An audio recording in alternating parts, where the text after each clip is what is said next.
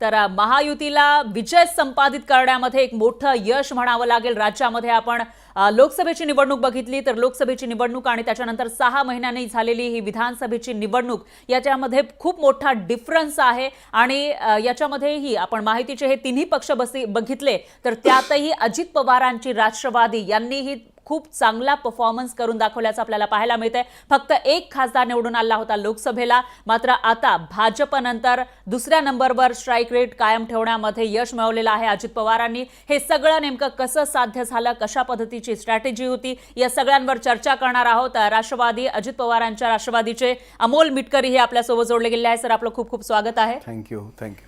जसं मी सांगितलं की लोकसभा 6 महिन्यांपूर्वीचं चित्र बघितलं, त्याच्यानंतर आता आहे विधानसभा आणि याच्यामध्ये भाजप नंतरचा स्ट्राइक रेट हा एनसीपीचा आहे।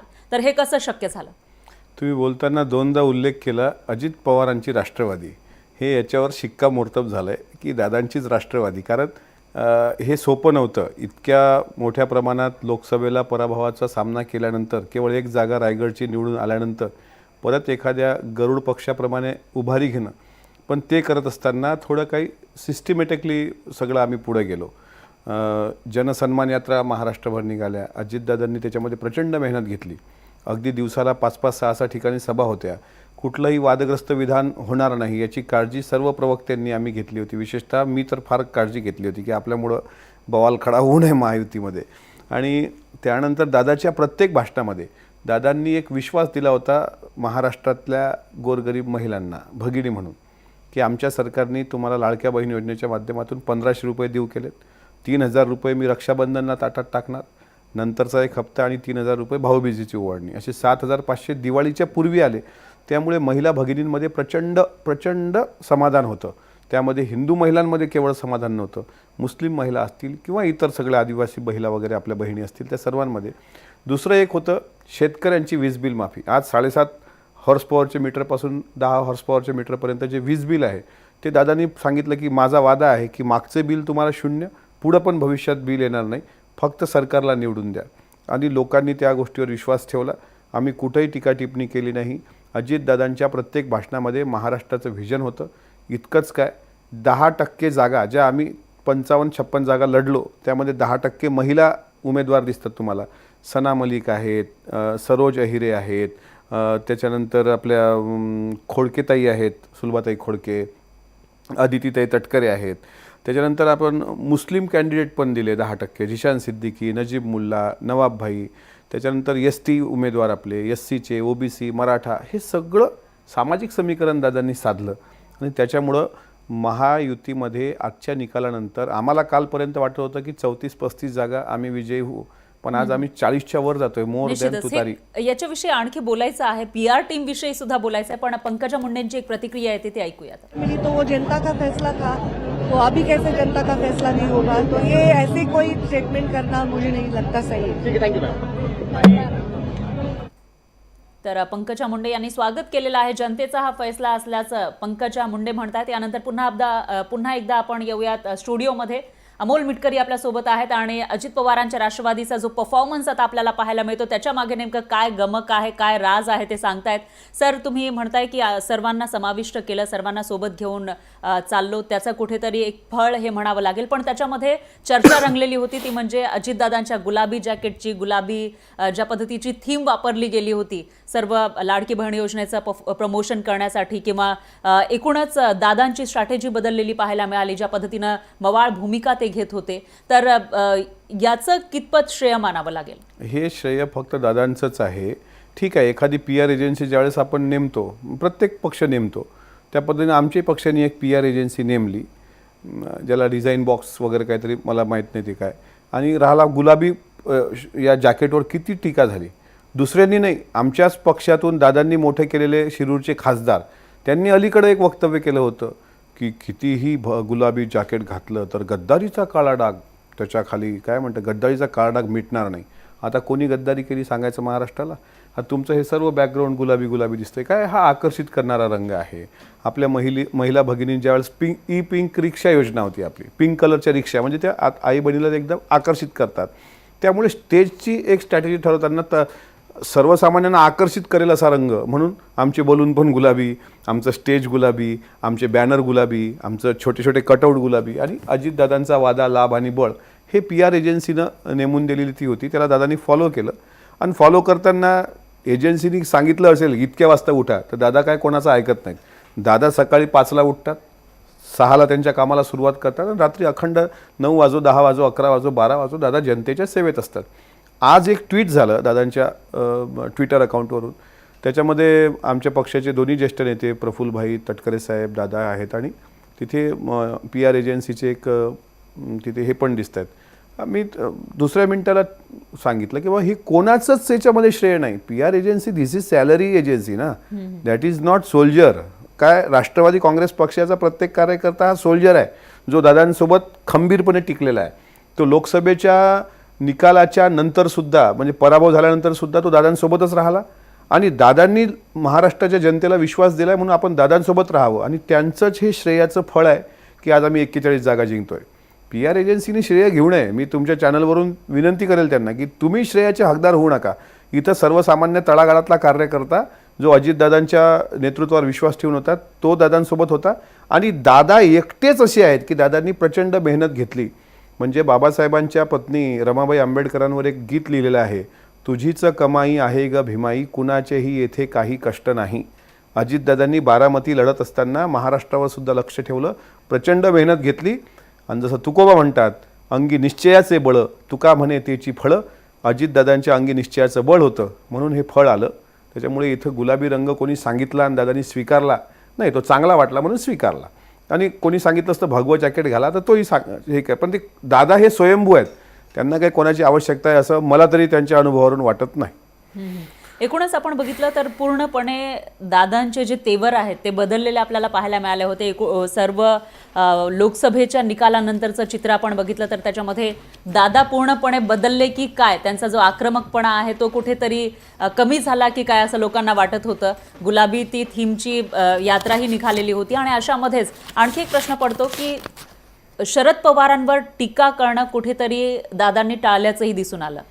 मग ही स्ट्रॅटेजी होती?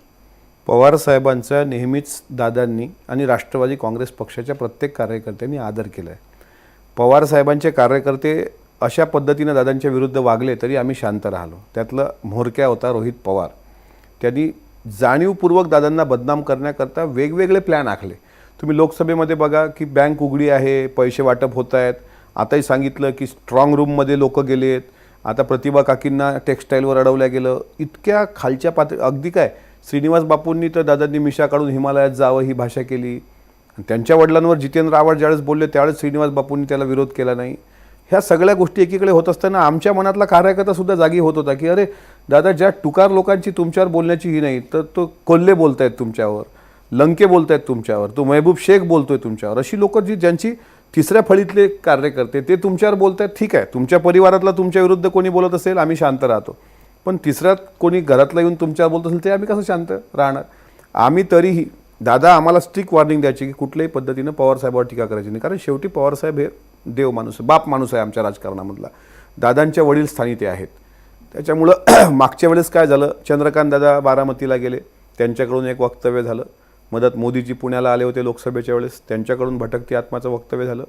अमित शहाजी आले होते कोल्हापूरला, त्यांच्याकडून पवारसाहेबांबद्दल. तर त्यावेळेस बारामतीकर थोडेसे भावनिक झाले आणि भावनिक साहजिक आहे. आम्हालाही ते काही पटलं नाही, दादाला पटलं नाही, दादांनी स्पष्टपणे सांगितलं.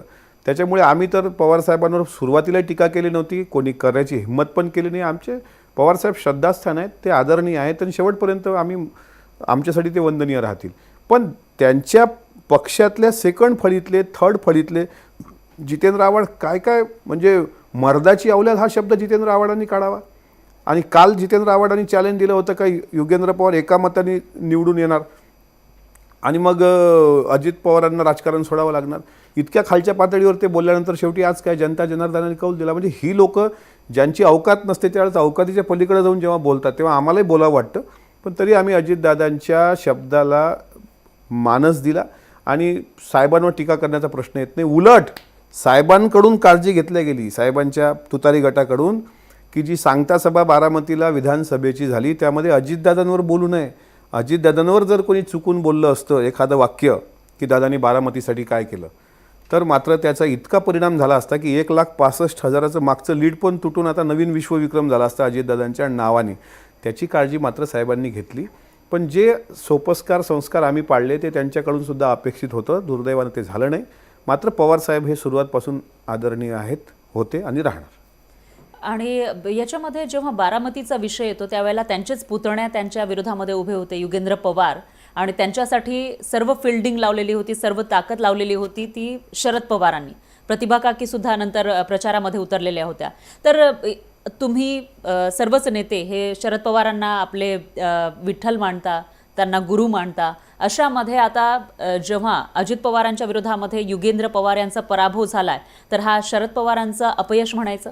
युगेंद्र पवाराला काही बारामतीमध्ये ओळख नाही. अलीकडे लोकसभेच्या काही महिन्यापूर्वीपासून ते चर्चेत आले आणि सुप्रियाताईंनी त्यांना जास्त चर्चेमध्ये आणलं. त्यांच्या काहीतरी मला वाटते एक सामाजिक संस्था आहे, त्या माध्यमातून सायकल वाटपाचा कार्यक्रम किंवा ते काही कुस्ती संघाचे अध्यक्ष वगैरे होते, असंच काहीतरी त्यांची ओळख होती. पण त्यानंतर त्यांनी चूक केली. जसं आहे बघा, लोकसभेमध्ये दादांनी कबूल केलं, 2दा चॅनलवर लोकांसमोर पब्लिकली कबूल केलं, पब्लिक मिटिंगमध्ये, की मी सुप्रियाताईंविरुद्ध उमेदवार द्यायला नको होता.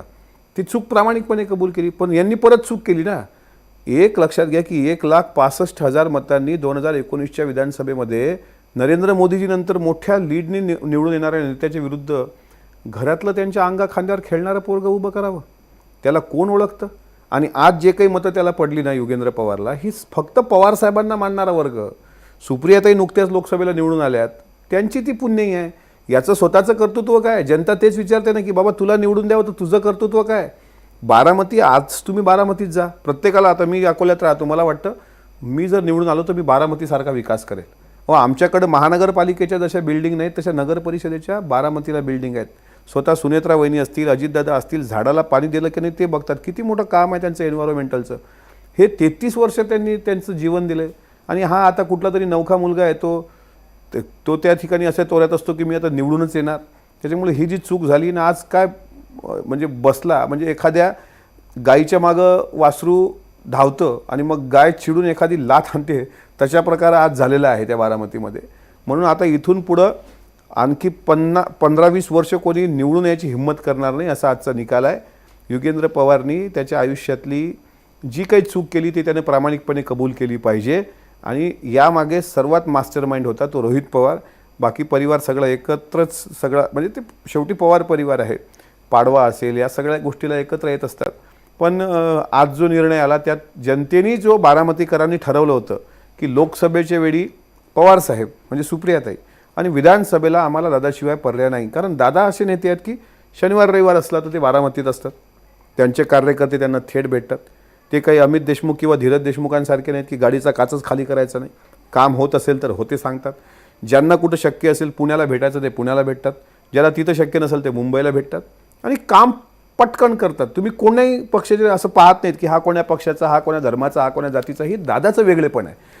त्याच्यामुळे बारामतीकरांना वाटलं की ह्याला जर निवडून दिलं तर हा आयत्या पिठावर नागोबा येणार तिथं, याला त्यातलं काही कळणार नाही. पण बारामतीकरांनी आज ज्या पद्धतीनं दादांना आशीर्वाद दिला, ठीक आहे आम्हाला थोडं वाईट वाटतं की लीड कमी पडला, पण दादांनी ज्या पद्धतीनं आज कमबॅक केलं आहे, करणारच होते अर्थात, त्यात काही दुमत नाही.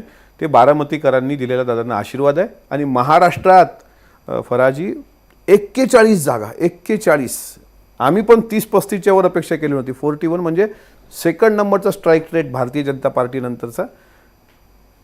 आता आमची लाईन सुरू झालेली आहे. निश्चितच याविषयी आपल्याला बोलायचं आहे पुढे नेमकं काय. पण एक ब्रेकिंग न्यूज आपल्याकडे येते, तीही आपण बघूयात. कारण महाराष्ट्राच्या महाल निकालमध्ये एक धक्कादायक अशा गोष्टी समोर येताना दिसत आहेत. काँग्रेसच्या बालेकिल्ल्याला भाजपनं सुरुंग लावल्याचं दिसतंय. विदर्भात काँग्रेसचा सुपडा साफ झालेला आहे. तर विदर्भामध्ये जिथे काँग्रेसला मोठं यश आलेलं होतं लोकसभेला, मात्र आता 7 जागांवर काँग्रेस फक्त विजयी झालेली आहे. 62 जागा आहेत विदर्भात. मात्र भाजप 45 जागांवर विक्रमी विजय भाजपनं प्राप्त केला आहे. त्यामुळे विदर्भ जो काँग्रेसचा बालेकिल्ला मानला जातो तिथे मात्र भाजपनं सुरुंग लावल्याचं दिसतंय. चुनाव के परिणाम आए, कैसे देखते हो? क्योंकि आप भी लगातार इसी खिलाफ आवाज उठा रहे थे. मैं तो पहले दिन से बोल रहा हूँ, आज भी बोल रहा हूँ, कल भी बोलूंगा कि ईवीएम पे भरोसा मत रखो. सर, जिस तरीके से रोहित पवार का भी पराजय हुआ है, जिस तरीके से अनेक दिग्गज नेता जो महाराष्ट्र में कांग्रेस के लीडर थे वो भी पराजय हुए, कैसे देखते हो, क्योंकि आप ही के मतदार संघ में अनेक उपयोग किए गए नेताओं को लाया गया जिस तरीके से? वो ऐसा है कि मेरे बारे में मैं नहीं बोलना चाहूंगा, लेकिन जो हमारे लोगों की हार हुई है उससे मुझे ज्यादा दुख है। मेरे चेहरे की हंसी कहीं नहीं है। मुझे दुख इस बात का है कि हमारे नेता, हमारे सहयोगी सदस्य जीत नहीं पाए। अब ये कहा जा रहा है कि योगी आदित्यनाथ ने जो बयान दिया था वो सक्सेसफुल हो गया है, इस तरीके की चीजें। जितेंद्र आव्हाड यांची प्रतिक्रिया आलेली होती मुंब्रा कळव्यातून। जितेंद्र आव्हाड जरी जिंकले असले तरी देखील राष्ट्रवादी शरदचंद्र पवार पक्षाची मात्र पिछेहाट झाल्याचं पाहायला मिळतंय। जो स्ट्राईक रेट होता लोकसभेला तो कायम ठेवतील शरद पवार अशी अपेक्षा व्यक्त केली जात होती। तसं चित्रही दिसत होतं, वातावरण दिसत होतं, पण जे निकाल लागलेले आहेत ते पूर्णपणे वेगळे आहेत। विधानसभेत कोकणातील दोन बंधू दिसणार आहेत। रत्नागिरीमध्ये सामंत तर सिंधुदुर्गात राणे बंधूंची हवा पाहायला मिळणार आहे। रत्नागिरी मतदारसंघातून उदय सामंत 5व्यांदा निवडून आलेले आहेत आणि त्यांचे बंधू किरण सामंत जे निवडणुकीच्या रिंगणामध्ये उतरलेले होते ते जिंकले। तर राणेंचे दोन्ही पुत्र हे जिंकलेले आहेत, एक शिंदेच्या शिवसेनेकडून आणि दुसरे हे इथं जिंकलेले आहेत भाजपकडून। विधानसभेमध्ये कोकणातील दोन सख्या भावांची जोडी दिसणार आहे। राणे बंधू आणि सामंत बंधूंची ही जोडी विधानसभेमध्ये दिसणार आहे। तर हे सर्व अपडेट आपण घेतच आहोत। त्याचबरोबर आपल्या इथे स्टुडिओमध्ये अमोल मिटकरी बसलेले आहेत, त्यांच्यासोबत आपण एनसीपीच्या यशाबद्दल चर्चा करतच आहोत। पण आता जितेंद्र आव्हाडांची प्रतिक्रिया आपण ऐकली आहे, काय वाटतं नेमकं कशामुळे हे झालं असेल? आव्हाडांची आताची भूमिका बघा, म्हणजे हम आ भी भरते हैं तो बदनाम हो जाते हैं और वो कत्ल भी करते हैं तो चर्चा नहीं बनती। आता तुम्ही ईव्हीएम वर खापर कशाला फोडताय? तुमचा मुंब्रा कळवा निघाला, हा ईव्हीएमचा दोष आहे का? किंवा लोकसभेमध्ये आता आम्ही म्हणावं, मग लोकसभेमध्ये आम्ही इतक्या मोठ्या फरकानं पराभूत झालो, तो ईव्हीएमचा दोष आहे? अरे लोकशाहीमध्ये कबूल केलं पाहिजे मोठं मन करून की आमचा पराभव झाला, लोकशाहीमध्ये जनतेने दिलेला कौल आम्हाला मान्य आहे। हे सत्ताधारी असेल किंवा विरोधकांचं औदार्य असतं। जी लाडकी बहीण योजना गेम चेंजर ठरली, ही यांच्या मुळावर घाव घालणारी ठरली। त्याच्यामुळे जितेंद्र आव्हाडांच्या बोलण्याला काहीही अर्थ नाही आणि अशा प्रकारे काहीतरी खापर फोडायचं आणि सांगायचं। आता ठीक आहे, 5 वर्ष त्यांनी आत्मचिंतन करावं, मुझे बड़ा दुख है। आणि काल त्यांचं काय भाषा होते, एक वोट से भी आए तो योगेंद्र पवार आएंगे। तर मी चॅलेंज दिलं होतं का जर अजितदादा हरले तर मी मुंब्रा कळव्याला जाऊन जितेंद्र आव्हाडांचा चौकीदार म्हणून काम करेल, मी राजकारण सोडून देईल। पण अजित पवार जर निवडून आले तर अजित पवारांचा गाईचा गोठा साफ करायला उद्यापासून जितेंद्र आव्हाडांनी यावं। त्यांनी माझं चॅलेंज स्वीकारलं नाही। म्हणजे अशा प्रकारची दुटप्पी भूमिका ही महाराष्ट्रामध्ये अशाच प्रकारचे लोक बोलू शकतात। तुमचा विजय झाला तर तिथं लोकशाही जिवंत। आणि मला सांगा, एकीकडे तुम्ही लोकशाहीची चर्चा करता, एकीकडे तुम्ही बाबासाहेब आंबेडकरांचा जय जयकार करता, दुसरीकडे त्याच लोकशाहीला तुम्ही नाकारताय ना। तुम्ही जनतेने दिलेला कबूल मान्य का करत नाही? ही फॅक्ट आहे। जसं लोकसभेच्या वेळेस अजितदादांनी निकालानंतर काय सांगितलं की जनता जनार्दन ही सर्वोच्च असते आणि लोकशाहीमध्ये जनता सर्वात महत्त्वाची असते, हे ते बोलायला तयारच नाहीत। त्याच्यामुळे अजितदादांकडे येऊन यांनी थोडंसं शिक्षण घ्यावं, त्यांच्याकडून काय गुण घेता येतील ते घ्यावं। उगाच आपली उचलली जीभ लावली टाळ्याला असं काही करू नये। म्हणजे मला असं वाटतं की आज ज्या पद्धतीनं महायुतीचा निकाल लागला, यामध्ये एकनाथराव शिंदे, देवेंद्रजी फडणवीस, अजितदादा यांचं योगदान आहेच, पण यामध्ये सिंहाचा वाटा संजय राऊतांचं रोजचं बोलणं आणि जितेंद्र आव्हाडांचं असं बकवास बोलणं, या दोघांचा सुद्धा त्यात खारीचा वाटा आहे। म्हणजे आमच्या विजयाच्या श्रेयामध्ये त्या दोघांचंही श्रेय आहे। त्याच्यामुळे त्यांना मी काय आज बोलून मला तोंड खराब करायचं नाही आहे माझं, पण ज्या पद्धतीनं ज्या मगरुरीत ते बोलतायत अजूनही, म्हणजे रस्सी जल गई लेकिन बल नाही जला, अशा प्रकारचं त्यांना म्हणावं लागेल। ते लोकशाहीला किती मांडतात हे मला माहीत नाही, पण एक मात्र नक्की की आजचा सगळा निकाल बघून हे रात्री झोपणार नाहीत। काल त्यांनी विमान काय तयार केलं, ट्रायडंट काय बुक केलं, ताजलँड बुक केलं, ओबेरॉय बुक केलं। आज काय म्हणतात, आज त्या जितेंद्र आव्हाडांची गत अशी झाली, तेरे गलियों में ना रखेंगे कदम आज के बाद। आज याच्यानंतर पाय ठेवायला ते फार मला असं वाटते विचारपूर्वकच पाय ठेवतील अशी अवस्था त्यांची झाली आहे। सर आपण बघितलं तर जितेंद्र आव्हाड असतील किंवा आता शरद पवारांसोबत जे नेते आहेत, महाविकास आघाडीमधले जे नेते आहेत, ते एकेकाळी तुमच्यासोबत होते। तुम्हाला काय वाटतं त्यांचा एवढी पिछेहाट कशामुळे झाली असेल? अजितदादांचं नेतृत्व न स्वीकारल्यामुळे। जर त्यावेळेस दादांकडं पक्ष सोपवला असता आणि दादांच्या हाती राष्ट्रवादी काँग्रेस पक्ष दिला असता तर महाराष्ट्रामध्ये भारतीय जनता पार्टीच्या बरोबरीत राष्ट्रवादी काँग्रेस पक्ष असता। पण हे गद्दार आहेत, आम्ही साहेबांना सोडणार नाही। दादांनी कुठं साहेबांसोबत गद्दारी केली? आज 23 नोव्हेंबर आहे, सकाळचा शपथविधी कोणामुळे घेतला गेला हे दादांनी स्वतः कबूल केलेलं आहे. हे काही मला वेगळं सांगण्याची गरज नाही. त्या गोष्टीला आज मला वाटते 3 वर्ष काहीतरी पूर्ण झाले, 5 वर्ष पूर्ण झालेत. अशा पद्धतीनं त्यांना वारंवार पाठवायचं, भाजपसोबत बोलणी करायला लावायची आणि परत त्यांनाच आरोपीच्या पिंजऱ्यात उभं करायचं. तुम्हाला आज सांगतो, तुमच्या चॅनलवर आजची 23 नोव्हेंबर संध्याकाळी 5:15 वाजलेत. तुम्हाला आज सांगतो, ज्या पद्धतीनं दादांना सोडून हे सगळे लोक गेले, तर आता काय त्यांचे 10 आमदार निवडून आलेत. यातले अनेक लोक आत्तापासून संपर्क करत आहेत तटकरे साहेबांसोबत. साहेब उद्या देवगिरीला भेटायला येऊ का, साहेब उद्या देवगिरीला भेटायला येऊ का. उगवत्या सूर्याला नमस्कार करणारी लोक ज्या पद्धतीने असतात. उद्धव साहेबांच्या गटात आता काय 12-13 निवडून आलेत, ते पण तुम्हाला थोड्या दिवसांना शिंदे साहेबांसोबत दिसतील. ह्यातले पण आता संपर्कात आहेत, येतातच. मी तर सांगतो, जबाबदारीनं 10 कॅबिनेट मंत्रीपदं दिली होती, त्यातली 1 जागा जयंत पाटील साहेबांसाठी खाली होती. ते आले नाहीत आणि मागं त्यांना भाकीत केलं होतं की जर आपण सत्तेमध्ये आलो नाही किंवा निवडून आलो नाही तर आपल्याला कुत्रंही विचारणार नाही, कुत्रंही ओळखणार नाही, असं जयंत पाटील साहेबांचं भाषण आहे. आज ते इस्लामपूरला निवडून आलेत. कदाचित तुम्हाला आश्चर्य वाटून घेऊ नये की उद्या सत्तेशिवाय काय ते राहू शकत नाहीत. म्हणजे तुतारीसोबत असलेले आता स्वतः जयंत पाटील साहेब आहेत, स्वतः अनेक लोक आहेत. प्राजक्त तनपुरे मागच्या काळात मंत्री होते, राजेश टोपे साहेब निवडून आले की नाही मला माहीत नाही, ते पण मंत्री राहिले. हे विना सत्तेत राहू शकत नाहीत. उद्या जर ते आमच्यासोबत आले तर आम्ही त्यांचं स्वागतच करू. आम्ही काही अपराधपणाची भावना ठेवणार नाही मनामध्ये. एवढंच काय, म्हणजे तुम्ही ऑफर देताय त्यांना? ऑफर तेच येतो म्हणतात ना, सर मैं आऊ क्या. आज त्यांनी सांगावं तुमची दारं खुली आहेत. आमची दादा, आता दादा निर्णय घेतील तो. पण दादांनी काही ठिकाणी उमेदवार उभं करताना, जसं फलटणला खूप निधी दिला दीपक चव्हाण नावाच्या उमेदवारांना आणि सांगितलं की बाबा दीपकराव तुम्ही काही भूमिका घेऊ नका, तुम्ही माझ्यासोबत प्रामाणिक राहा, काय तुम्ही त्या तुतारीच्या प्रेमात पडू नका. दीपकरावांनी ऐकलं नाही, दीपकरावांचा पराभव झाला. आता अशा लोकांना कसं घेतील बरं.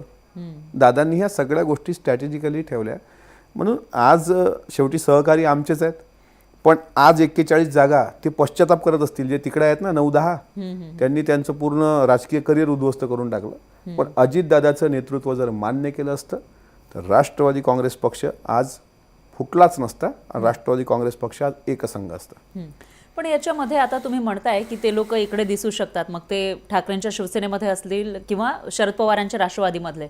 मग याच्यामध्ये, कारण ऑलरेडी एवढा सगळा गोंधळ झालेला आहे, निर्णय आलेला नाहीये, तो निर्णय पेंडिंग आहे इकडे सुप्रीम कोर्टामध्ये, तर अशामध्ये आता ते मशालवर निवडून आले किंवा तुतारीवर निवडून आलेले जर इकडे आले तर मग कसं चित्र असू शकेल. कारण तुमचे महायुतीचे 200 पेक्षा जास्त निवडून येत आहेत. अगदी त्यांना जर यायची इच्छा असेल तर ते ऍटलिस्ट फोन तर करतील ना. आज जे निवडून आलेत म्हणजे मशालवर आलेत किंवा तुतारीवर आलेत, त्यांची अवस्था काय आहे मला सांगा. जसा एखादा अपक्ष असतो तशी त्यांची अवस्था आहे. ते शेवटी त्यांना महायुतीमध्ये एक आल्यानंतर म्हणजे एक गोष्ट लक्षात म्हणजे घ्या, सर्वच जण सत्ताधारी होतील. मग सत्ताधारी म्हणजे आले तर आमचं वाळेल ना बलाबल. स्वतः चंद्रकांत दादांनी काय म्हटलं मग की उद्धव ठाकरे जर येत असतील, उद्धव बाळासाहेब ठाकरे येत असतील त्याचं आम्ही स्वागत करू. तसंच आम्ही म्हणतोय की कोणी येत असेल तर स्वागतच आहे ना. काँग्रेस विरोधात राहील. काँग्रेसची येऊ देत की, काँग्रेसचे आले नाहीत का. हिरामन खोसकर आले, त्यांचं स्वागत केलं.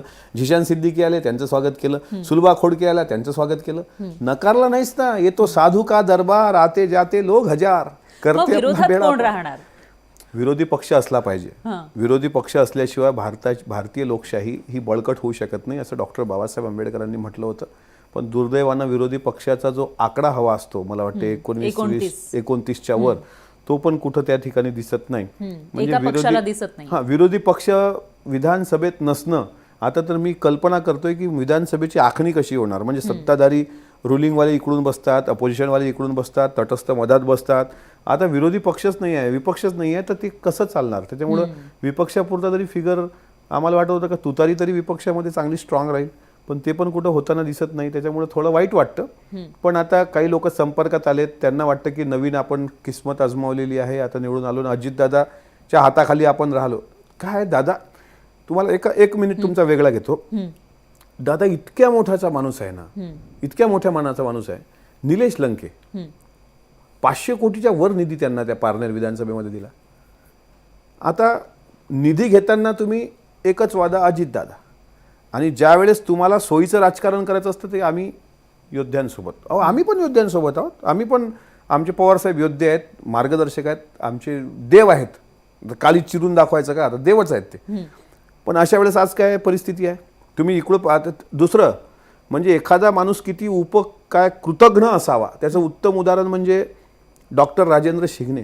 290 कोटी रुपये त्यांच्या बँकेवर कर्ज झालेलं असताना त्यांनी पत्र लिहिलं की आता माझ्यावर आत्महत्येची वेळ आलेली आहे, मला यातून वाचवा.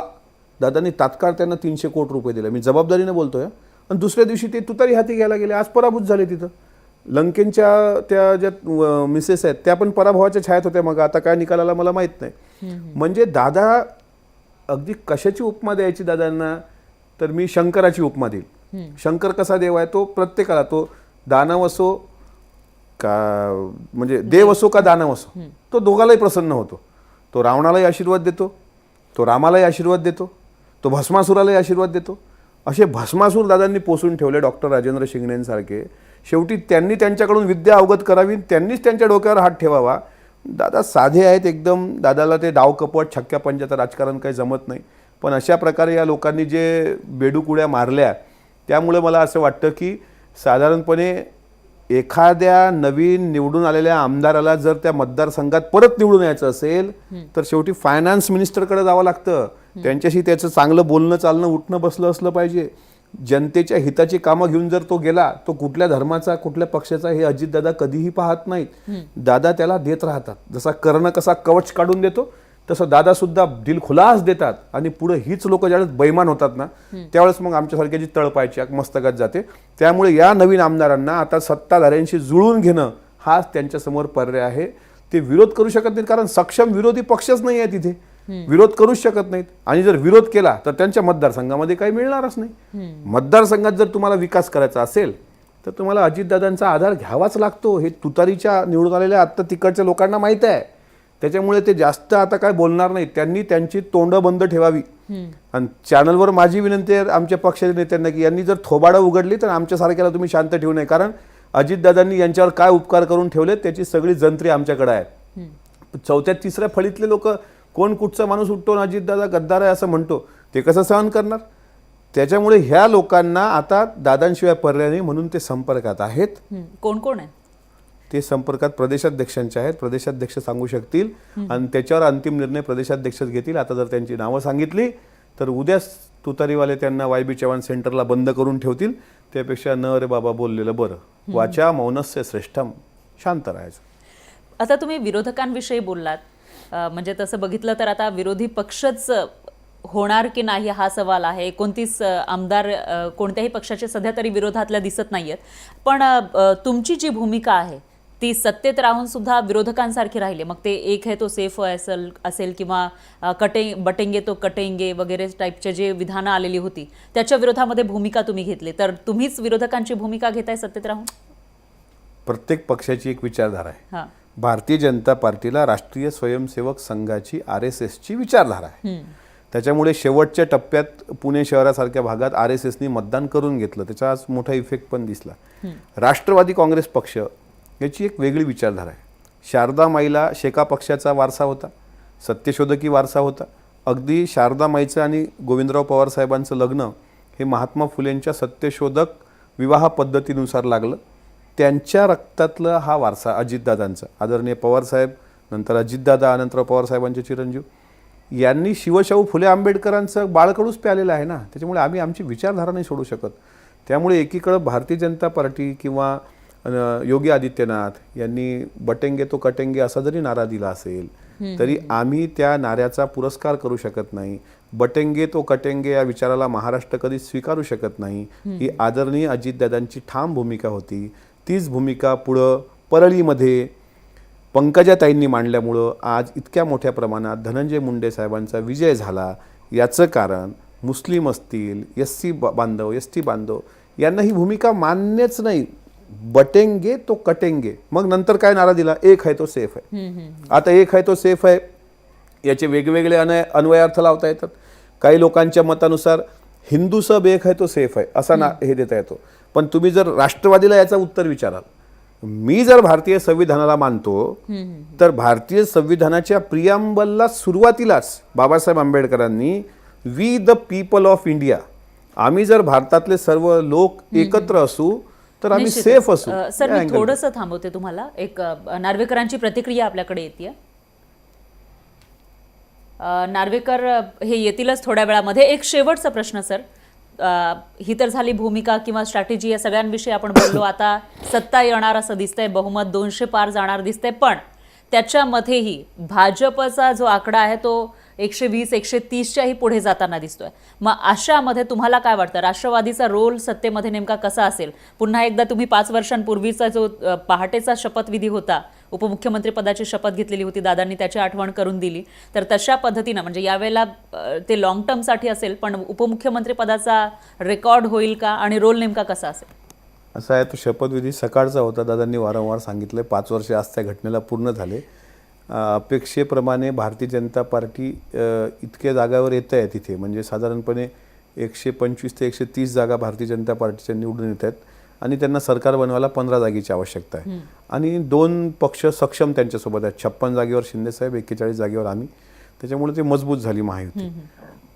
आता राहिला प्रश्न की आमचा वाटा काय. महायुती म्हणून तिन्ही पक्ष जनतेसमोर गेलो. जनतेने तिन्ही पक्षाला पाहून महायुतीमध्ये सत्ता सरकार स्थापन करायला मॅन्डेट दिलं आणि आम्हाला विश्वास आहे की भारतीय जनता पार्टी महायुतीमधल्या दोन्ही पक्षाला काही चांगलं खातेवाटप असेल, काही चांगला शपथविधी असेल, हे करण्याचा प्रयत्न करेल. अजितदादांनी उपमुख्यमंत्री पदाची शपथ घेतली. आम्हाला वाटत होतं की 35 जागा येतील, कदाचित भाजपच्या जागा घटतील, त्यावेळेस आमची बार्गेनिंग पॉवर वाढेल. पण आता भाजप मोर दॅन 100 झालेला आहे. त्याच्यामुळं आता एकच पर्याय शिल्लक आहे. उपमुख्यमंत्री पदाचा रेकॉर्ड जर तोडायचं असेल तर त्यासाठी मुख्यमंत्रीच व्हावं लागेल. आता भारतीय जनता, ऐका ना, आता पुढचं उत्तर आहे का, भारतीय जनता पार्टी हा मोठा भाऊ आहे आणि मोठा भाऊ लहान भावाला सांभाळून घेत असतो. त्याच्यामुळे जर त्यांनी औदार्य दाखवलं, त्यागसमर्पण दाखवलं, तरच काहीतरी चमत्कार होऊ शकतो. पण अर्थातच तो सर्वांचा निर्णय आहे. कारण रात्री मी तुमच्या चॅनलला काहीतरी बोलल्यानंतर स्ट्रिक्ट वॉर्निंग आली का मुख्यमंत्री पदाबद्दल मिटकरींनी काही बोलू नये. पण माझी भावना आहे ना, अहो शिंदेसाहेब मुख्यमंत्री व्हावे हे शिवसेनेच्या कार्यकर्त्याची भावना, अजितदादा महाराष्ट्राचे मुख्यमंत्री व्हावे हे माझी भावना. त्यात चुकलेलं काय आहे? या चुकीचे काय परिणाम भोगायचे ते अमोल मिटकरी भोगायला तयार आहे. पण माझा नेता महाराष्ट्राचा मुख्यमंत्री व्हावा असं मला वाटतं आणि नक्कीच असा काहीतरी ट्विस्ट यावा आणि अजितदादांनी महाराष्ट्राच्या मुख्यमंत्री पदाची शपथ घ्यावी असं माझ्यासारख्या कार्यकर्त्याला वाटतं. सर थोडंसं थांबवते, एक नार्वेकरांची प्रतिक्रिया आपल्याकडे येते. अच्छा नियोजन, अच्छा विकास कार्य राज्य में सभी लोगों का ख्याल रखा गया था और इसी के कारण राज्य की पूरी जनता भारतीय जनता पार्टी और महायुति के कार्य पर बहुत ही खुश होने के कारण से ही ये जीत हमें प्राप्त हुई है. सीएम पद को लेकर सबके मन में संशय है कि सीएम बीजेपी का होगा या फिर और महायुति के नेता सब तय करेंगे. तर नार्वेकरांची प्रतिक्रिया आपल्याकडे आलेली आहे आणि स्टुडिओमध्ये आपल्यासोबत अमोल मिटकरी आहेत एनसीपीचे. एक शेवटचा प्रश्न याच्यामध्ये सर, तुम्ही म्हणताय की तुम्हाला वाटतं मुख्यमंत्री व्हावं अजित पवारांनी, पण अजित पवार मविया सोबत होते त्यावेळेला वारंवार ते बोलून दाखवत होते आपली इच्छा. आता महायुतीमध्ये आल्यानंतर ते तेवढे अग्रेसिव्ह दिसत नाहीयेत मुख्यमंत्री बनण्यासाठी. मग त्यांनी काय केलं पाहिजे असं तुम्हाला वाटतं? भांडण केलं पाहिजे त्यांच्यासोबत? आता नार्वेकर काय बोलले? ते म्हणाले की तिन्ही पक्षाचे वरिष्ठ नेते बसून ठरवतील. आता पत्रकार परिषद जर तुम्ही बघितली असेल बारकाईनं तर तिघांचा प्रचंड मोठा कॉन्फिडन्स आहे आणि दादांनी हे सुद्धा सांगितलं की राज्याला आर्थिक शिस्त लावावी लागेल. जे शब्द विधानसभेत जाण्यापूर्वी आपण लाडकी बहीण योजना बंद करणार नाही, शेतकऱ्याला वीज बिल येणार नाही, हे जे शब्द दिले त्यासाठी आर्थिक शिस्त पाळावी लागेल, आर्थिक नियोजन करावं लागेल. मुख्यमंत्री किंवा इतर मंत्रिपदाचा विषय नंतरचा आहे, पण मला असं वाटतं जे काही होईल ते चांगलं होईल आणि अजितदादा जो काही निर्णय घेतील त्यात आम्ही सुद्धा समाधानी असू, त्यात काही वेगळं. निश्चितच तुम्हाला शुभेच्छा सर आणि खूप खूप धन्यवाद, तुम्ही लोकशाही मराठीशी बोललात त्याबद्दल. थँक्यू. तर आता हे इलेक्शनचे रिझल्ट आपल्याकडे येत आहेत.